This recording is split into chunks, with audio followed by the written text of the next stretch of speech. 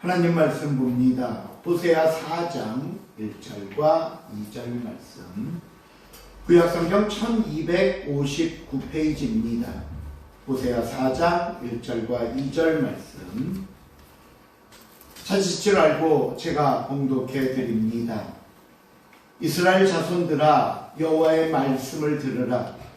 여호와께서 이 땅 주민과 논쟁하시나니 이 땅에는 진실도 없고 인애도 없고 하나님을 아는 지식도 없고 오직 저주와 속임과 살인과 도둑질과 간음뿐이요 포악하여 피가 피를 뒤이음이라. 아멘.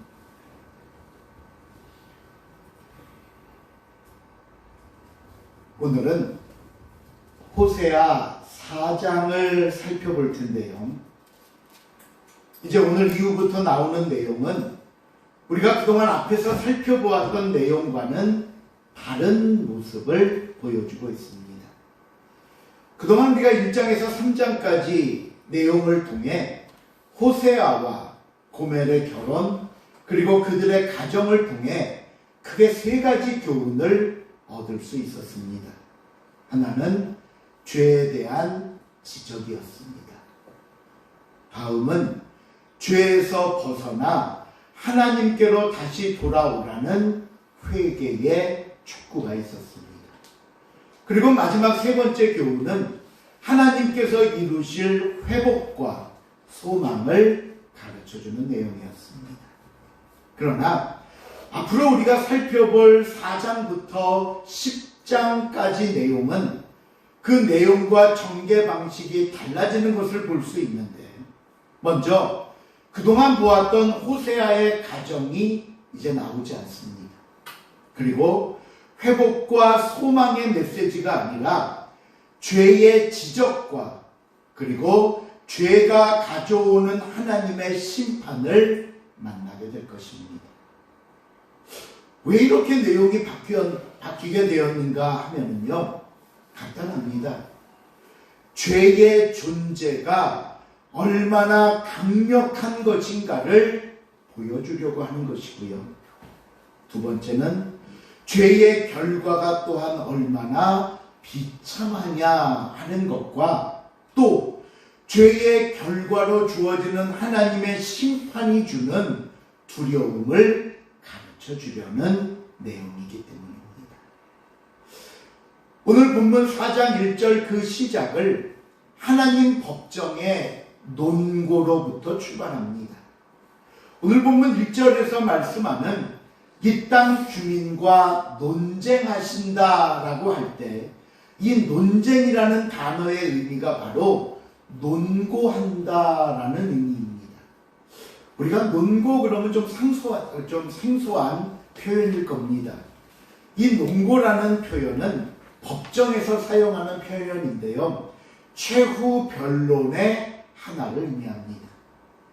검사가 피고인 신문과 증거조사를 다 마친 후에 사실 및 법률 적용에 관한 의견을 진술하는 것을 논고라고 이야기를 하는데, 즉 이런 겁니다.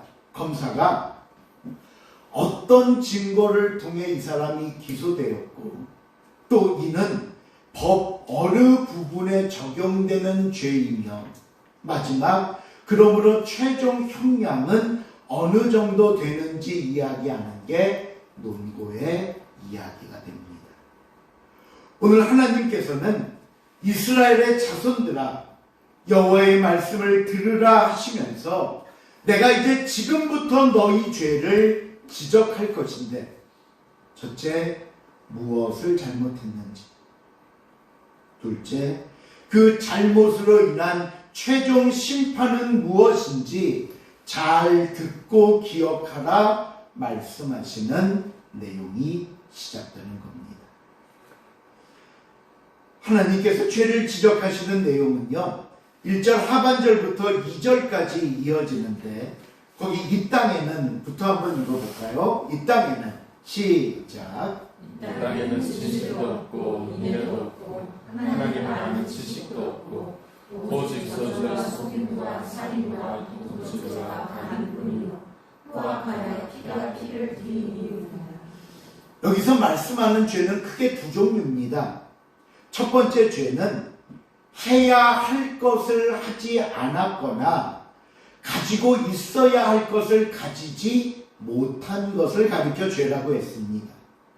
이에 해당하는 게 뭐가 있었냐면요, 진실과 인애를 실천하지 못했고 갖고 있지 못했고 하나님을 아는 지식이 너희에게 있지 않았기에 죄다 말씀하는 겁니다.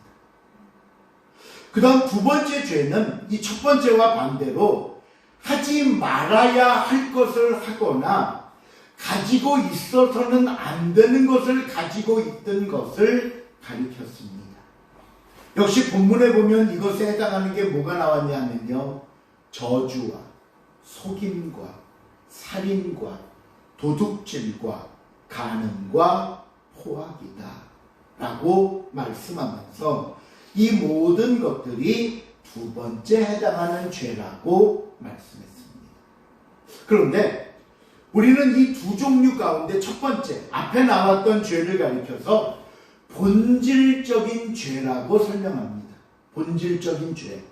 왜 본질적인 죄가 되는가 하면은요, 이 첫 번째 해당하는 죄는 우리가 단순히 하지 않았다, 단순히 그걸 가지고 있지 않았다라는 차원을 넘어서 이것을 우리가 어김으로 인해 다른 죄들이 나타나고 죄가 확산되고 깊어지기 때문입니다.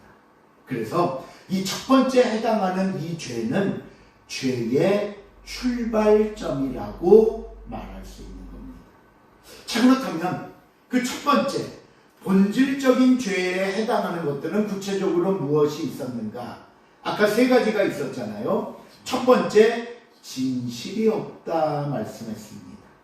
진실. 우리 일상에서 많이 쓰는 말입니다. 진실해야 된다. 근데 이 진실이라는 말을 우리는 성실하다라는 말로 바꾸어 사용할 수 있습니다. 성실하다. 예전에요, 상담받던 한 학생이 저한테, 목사님, 성실하다는 것은 어떻게 하는 것을 말하는 겁니까? 질문한 적이 있어요. 어떻게 하는 게 성실한 겁니까? 만일 여러분이 이 질문을 받았다면 성실에 대해서 어떻게 설명해 주시겠습니까? 뭐라고 말씀해 주실래요? 어떻게 하는 게 성실한 거예요? 물었다면. 아니, 답을 달라니까.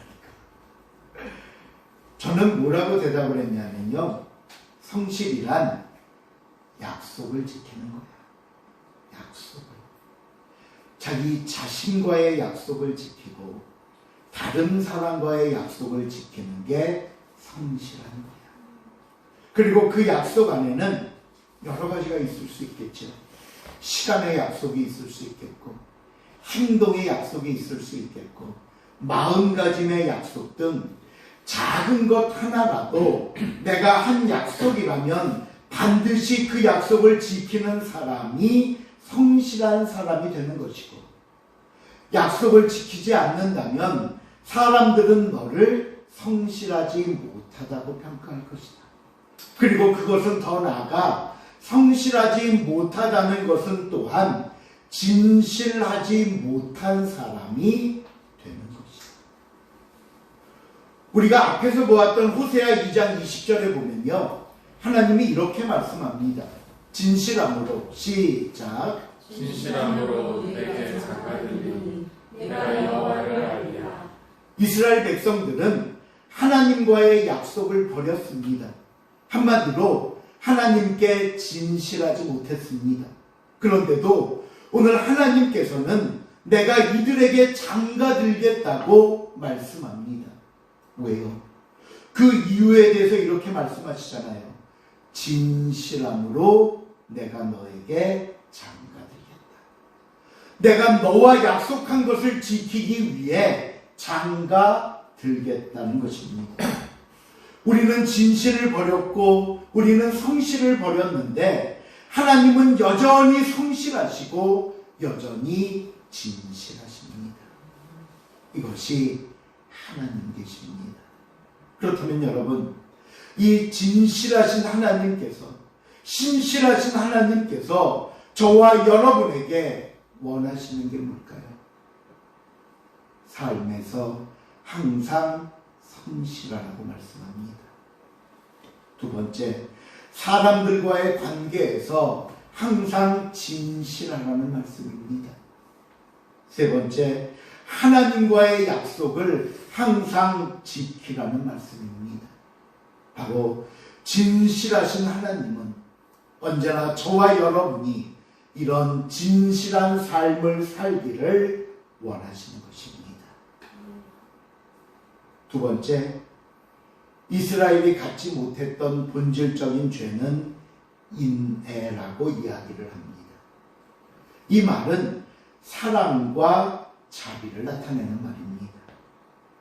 생각해 보십시오. 오늘처럼 세상에 사랑이라는 말이 흔한 적도 없습니다. 모든 드라마, 모든 영화의 주제가 사랑이고요. 수없이 들려오는 수많은 노래의 가사도 사랑입니다. 그런데 정작 이 사랑의 홍수 속에 사는 사람들은 사랑에 목말라 하고 있다는 겁니다. 왜 그럴까요? 사랑을 받으려고만 하지 주려고 하지 않기 때문입니다.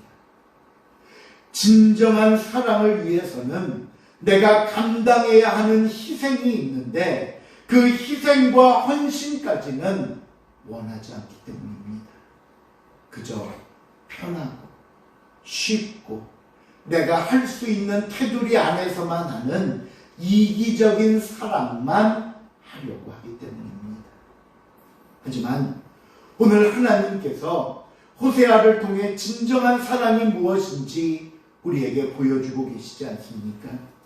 때로는 내가 손해가 되고 때로는 내 마음이 다쳐서 내게 상처가 되어도 약속을 지키는 것이 사랑입니다. 내가 더 희생하고 내가 더 헌신하며 그래 내가 한 걸음 더 나아가 섬기는 것이 사랑이라고 말씀합니다. 그리고 하나님은 오늘 저와 여러분에게 이것을 배우라는 겁니다. 이런 사랑을 실천하라고 말씀하는 것입니다. 세 번째 이스라엘의 본질적인 죄는 하나님을 아는 지식이 없었습니다. 여러분, 이 하나님을 안다는 얘기는요, 단순히 정보 차원의 지식을 의미하는 게 아닙니다.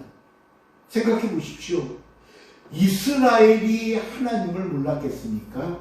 아니지요. 누구보다 하나님에 대해 잘 알고 있었습니다. 하나님이라면 그 누구보다도 가장 자신 있다고 말했던 사람들입니다. 그런데 그들의 문제는 무엇이었냐 하면요, 삶의 순간순간 하나님을 기억하지 못했다는 겁니다. 이 하나님을 기억하지 못했다는 말을 바꿔 말하면 뭐가 되냐면요, 내 생각과 내 방법이 앞섰다는 겁니다.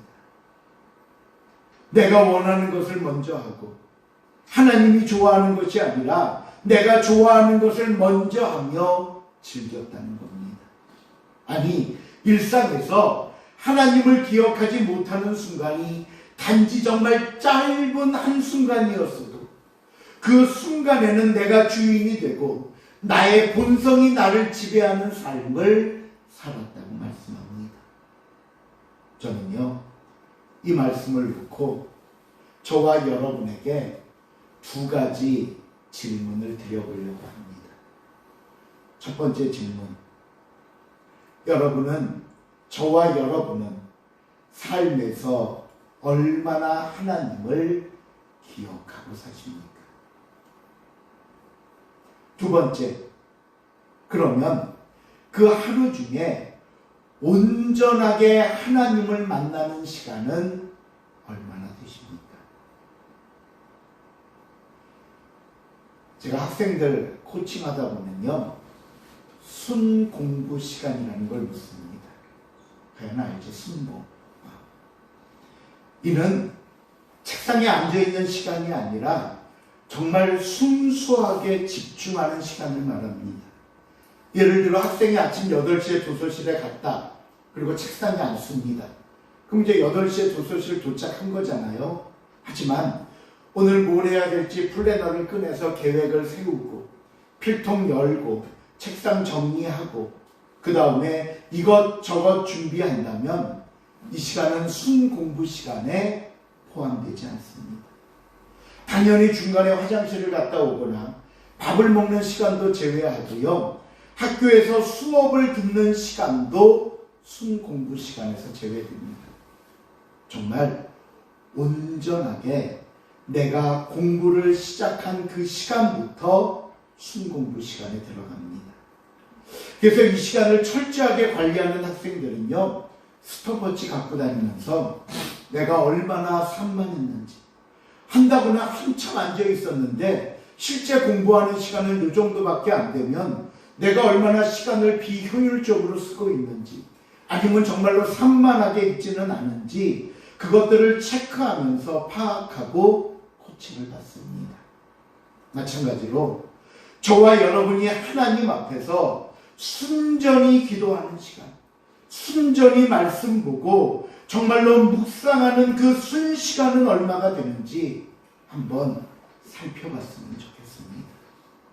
뭔가 내가 하나님 앞에 오래 앉아 있는 것 같은데, 뭔가 많은 기도를 한 것 같은데 중간에 딴 생각하고 중간에 일어나서 다른 볼일 보고 또 돌아오고 또 뭔가 내가 하나님을 위해 열심히 했다는 생각이 들기는 하는데 정말 온전히 하나님과 함께하며 하나님께 드리는 시간은 어느 정도였는가 말입니다. 제가 왜 이렇게 순공부 시간까지 말씀드리면서 이 부분을 이렇게 길게 설명드렸는가 하면요, 오늘 본문이 특별히 이 부분에 대해 집요하고 강하게 지적하고 있기 때문입니다. 너희에게 하나님을 아는 지식이 없다. 이스라엘은 얼마나 놀랄 겁니까? 왜 우리가 하나님을 몰라요? 이스라엘인데. 너희 삶에서 하나님을 온전하게 기억하고 따르는 시간이 없다. 우리는 아니라고 부인합니다. 아니에요. 하지만 우리를 보시고 우리를 평가하시는 하나님의 대답은 다르더라는 겁니다. 그러므로 가장 중요한 것은 온전히 듣는 겁니다.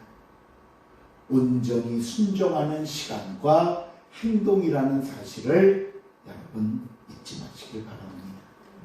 그래서 본문 1절 마지막에 하나님을 아는 지식이 없다 말씀하시고는 저 뒤에 6절에 보니까요, 내 백성이 무엇이 없음으로 망하는도다?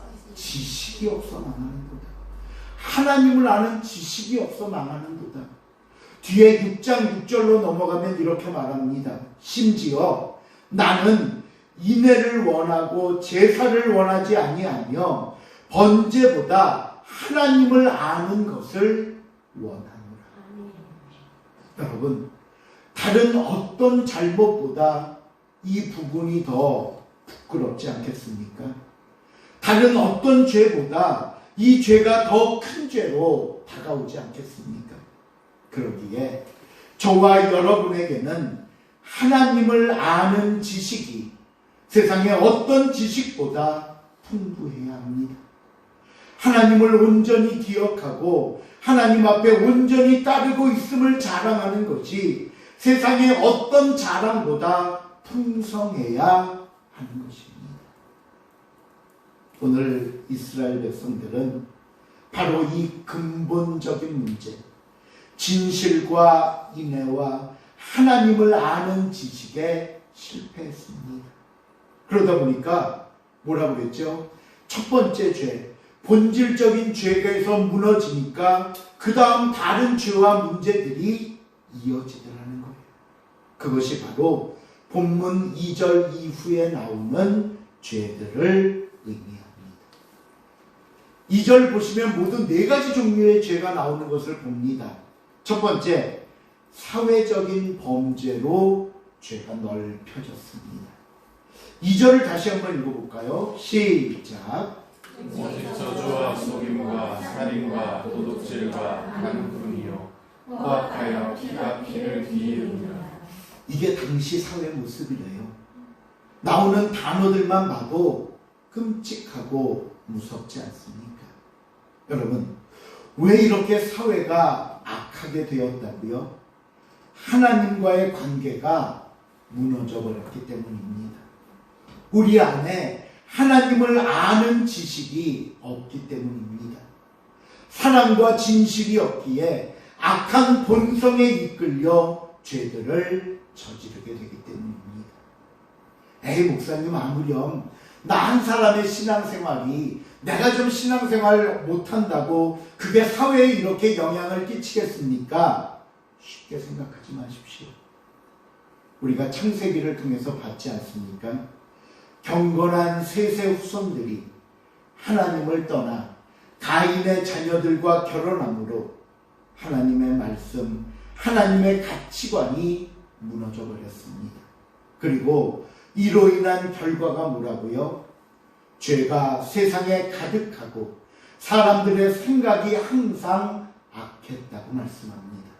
그리고 또 그 결과는 모든 인류와 세상을 심판할 수밖에 없었던 사실을 우리가 잊어서는 안 될 것입니다.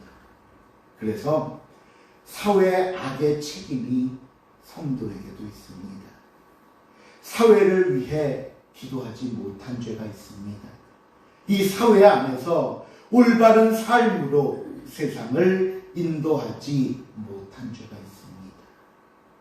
그래서 백범 김구 선생님이 뭐라고 말씀했냐면요, 경찰서를 10개 세우는 것보다 교회를 1개 세우는 게 더 낫다 말씀했습니다. 이 말씀은 사회 안에서 성도로서의 책임과 자세를 가르쳐주는 말씀이기도 합니다. 두 번째, 이 본질적인 죄의 타락으로 인해 환경적인 저주와 타락들이 나타납니다.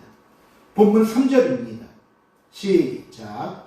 그러므로 이 땅이 슬퍼하며 거기 사는 자와 들짐승과 공중 중에 넌 자가 다 찢어질 것이요 바다의 고기도 없어지리라.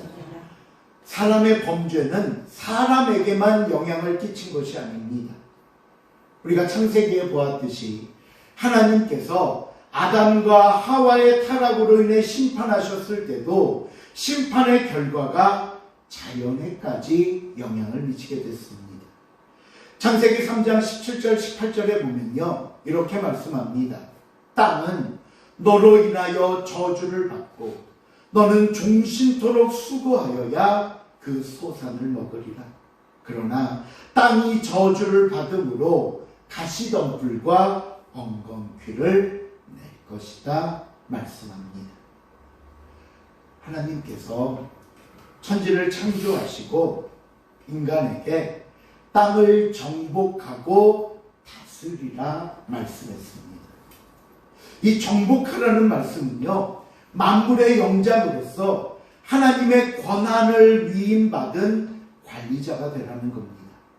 그리고 다스리라는 말씀은 이제 관리자로서 하나님이 우리 앞에 펼쳐놓은 이 우주 만물의 자연을 하나님의 뜻에 알맞게 잘 돌보라는 말씀이었습니다. 그런데 우리는 그냥 정복하는 데만 그쳤습니다. 또 다스리라는 말씀을 우리 마음대로, 우리 욕심대로 하는 또 되는 것으로 여기게 됐던 겁니다. 그리고 그 결과 지금 우리가 그대로 맞이하고 있지 않습니까? 우리가 파괴한 자연이 다시 우리에게 피해를 주는 악순환이 반복되고 있습니다. 그리고 그 결과는 오늘 우리뿐 아니라 앞으로 태어날 우리의 자자손손들이 고스란히 떠안아야 할 고통이 되어버린 것입니다. 그러다 보니까요, 이제 국제사회를 비롯해서 세계 각국에서 자연, 생태계의 파괴를 줄이고자 여러 가지 정책들도 내놓고 운동을 펼치기도 합니다. 그 중에 우리가 가장 쉽게 실천할 수 있는 것 하나를 들라고 하면 아마 그 일회용품 사용 줄이기. 일회용품. 그렇죠? 이제 교회에서도 뭐 우리 교회야 뭐 다 컵들이 있고 하니까 그렇게 큰 문제는 아닌데 어쨌든 이 일회용품 사용을 줄이는데 그래서 환경을 보호하는데 앞장서야 될 겁니다. 기독교인들이 우리가 이 문제에 특별히 관심을 가져야 하는 이유가 있습니다. 왜냐하면 제가 앞에서도 말씀드렸듯이 우리는 세상을 창조하신 하나님께로부터 잘 관리하라, 잘 돌보는 일에 위임받은 사람들입니다. 그러니 우리는 그 누구보다도 그 역할에 충실해야 하기 때문입니다. 세 번째 결과는요, 종교적인 범죄를 일으켰습니다. 이스라엘이 하나님께 받은 특권과 축복이 있습니다. 그게 뭐였냐 하면 출애굽기 10장 6절에 보면 이렇게 말씀합니다. 읽어볼까요? 시작.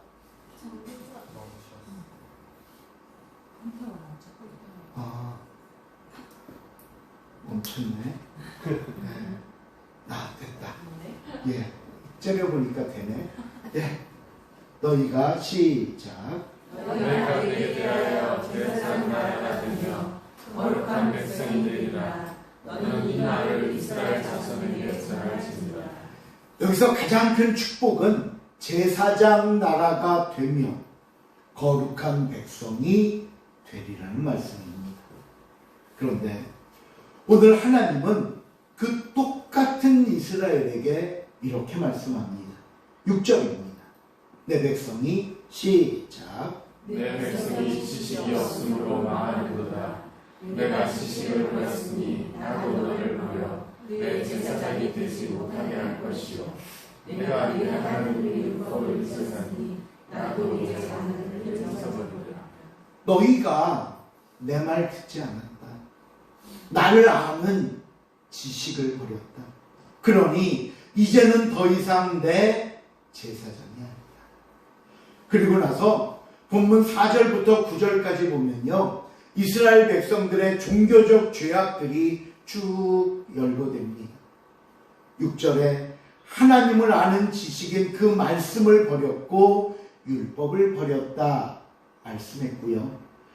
7절에서는 번성할수록 하나님을 더 섬기고 감사하는 것이 아니라 그들이 번성할수록 범죄하였다 말씀합니다. 9절을 보니까 장차는 백성이나 제사장이나 동일합니다. 내가 그들의 행실대로 벌하며 그들의 행위대로 갚으리라. 보세요. 백성들이 죄를 지으면 지도자라도 올바로 서서 가르치고 바로잡아줘야 되는데 백성이나 제사장이나 백성이나 지도자나 너나 할 것 없이 똑같은 죄악 속에 있음을 보여줍니다. 그러니 이제는 제사장으로서, 이제는 하나님의 백성으로서의 축복을 잃어버리게 된 것입니다. 마지막 네 번째, 개인의 죄가 깊어졌습니다. 10절 볼까요? 10절 말씀 시작. 그들이 너희를 불쌍하여 음행하여도 수요가 들지 못하니 이는 여호와를 버리고 따르지 아니하였습니다. 모든 죄악은 하나님을 따르는 것을 그친 데서 비롯됩니다. 하나님을 떠나면 자유를 누리는 것 같았습니다. 내 마음대로 할 수 있으니 누구보다 행복한 삶을 살 거라고 여겼습니다. 그런데 결과는 아니라고요. 오히려 하나님을 떠난 인생은 죽음이며 파멸이라는 사실을 잊지 마시길 바랍니다. 말씀을 맺습니다. 하나님께서 저와 여러분에게 말씀합니다. 내 백성이 지식이 없어 망하는 거다. 하나님을 아는 지식이란 항상 하나님을 기억하는 것입니다. 항상 하나님께서 나와 함께 하심을 인식하는 것입니다.